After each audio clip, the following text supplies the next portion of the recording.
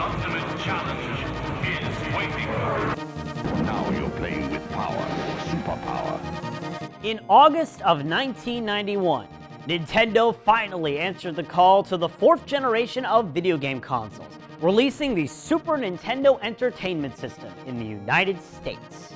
It brought Nintendo into the 16-bit era of video game consoles, and to this day remains one of the best video game consoles ever made, especially with its impressive technical capabilities and its star-studded game lineup.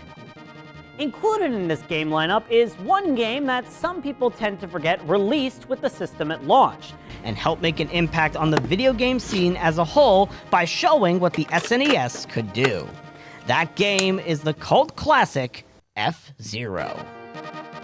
In this episode of Cartridges and Consoles, we'll dive into the Super Nintendo's first ever racing game, and show how its impressive technical aspects demonstrated what the next-gen console could pull off, but also how its fun and addicting gameplay made it a must-have for any 90s video game fan.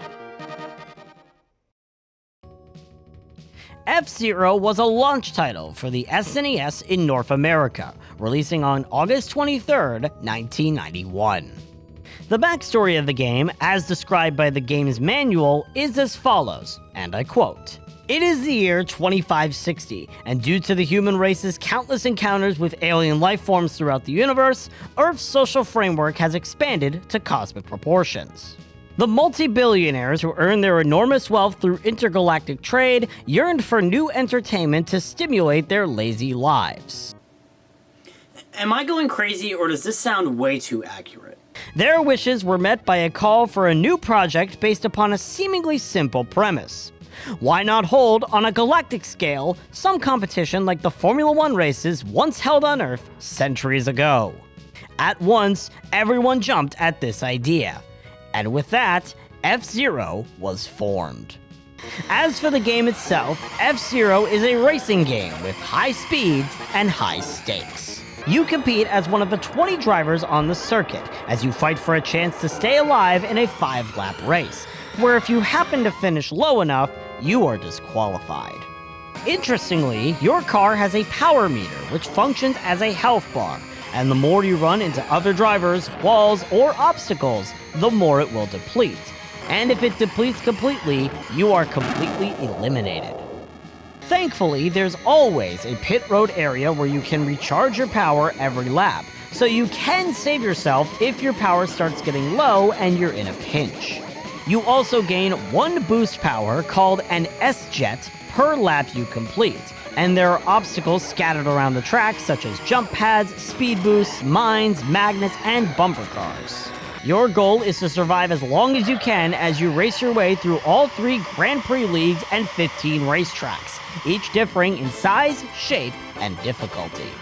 Now, by far, one of the biggest positive factors with F-Zero is how Nintendo tackled the racing game genre in the visual and graphic style. F-Zero makes use of a third-person view of your car as you drive around the track, which is nothing groundbreaking. However, with this being Nintendo's next-gen console, they use this opportunity to showcase something the Super Nintendo introduced: Mode 7 graphics. Mode 7, referring to the most complex type of graphic setting the Super Nintendo could allow for, allows the background layer to be altered to create different depth effects, meaning movement can be simulated across a 3-dimensional plane. In layman's terms, despite the graphics being 2D, it comes off as 3D. These Mode 7 graphics were one of the key selling points for the system, and F-Zero was a great representation of how this mode worked upon launch. The fast speed of your vehicle, combined with this eye-popping depth of field only achievable via Mode 7 graphics, helps cement this game's visuals as groundbreaking for the generation. Even today, this style is seen as the first step toward 3D graphics, and while there are other SNES games that made better use of Mode 7, F-Zero was one of the first, making it stand out amongst the crowd. Alongside these revolutionary graphics, the game is incredibly fun to play and offers lots of variance and challenge for every type of player. Take for instance the fact that you have 4 different machines or vehicles to race as, with each one having different stats and a different playstyle behind them. You have the Blue Falcon, driven by Captain Falcon, Yes, that Captain Falcon, which is the most balanced of the four machines and is an easy pick for first-timers. The Golden Fox, driven by Dr. Stewart, that packs the highest acceleration and power recharge rate in exchange for the lowest speed and durability. The Wild Goose, driven by Pico, which has the highest durability and likes to take out any racers within its path. And finally, the Fire Stingray, driven by Samurai Goro, which has the highest speed and grip of the field, but lacks the acceleration to hit top speed quickly. All of these machines can help make every race feel incredibly different, while also ensuring that you have different methods you can implement to play through the game. The game also has 4 different difficulty settings, ranging from the easy beginner class to the challenging and demanding master class, all of which can help give the most die-hard players a lot of replayability and challenge. This level of challenge is also showcased perfectly with the amount of technical skill required. As the difficulty increases, you as the player have to understand how to master all the ins and outs of not just your machine of choice, but also the racetracks, physics, and game mechanics themselves to come out on top. From forcing rivals to bump into you to increase your speed, to cleverly navigating corners and shortcuts, to even knowing how to effectively use your S-Jet boosts, F-Zero is a game that takes a long time to truly master, which means there is a high replayability factor. There's even some tricks in the game that I myself cannot pull off consistently due to the sheer amount of skill required to properly execute them. In other words, I have a skill issue. Wait a second, I don't remember writing that. Who changed my script when I wasn't looking again? Along with all of this, the game's controls feel very fluid and help contribute to the feeling of driving at high speed on these challenging circuits.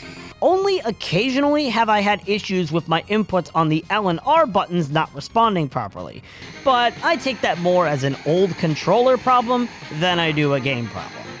The music is also really good in this game. With the SNES, more advanced sound effects were possible, and F-Zero used this as best as it could, with almost every selection from the soundtrack standing out. Though the game does have false advertising by naming one of their music tracks Silence, but it actually being, well... You know what? I'm okay with this. The world building of F-Zero is also very well done, with the included instruction booklet providing a lot of knowledge about the game's universe.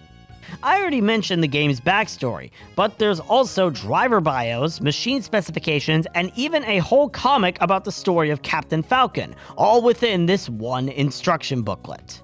Just the sheer level of thought and effort put into aspects outside of the game itself show how invested Nintendo was in making this a success, and how F-Zero truly is a grand experience.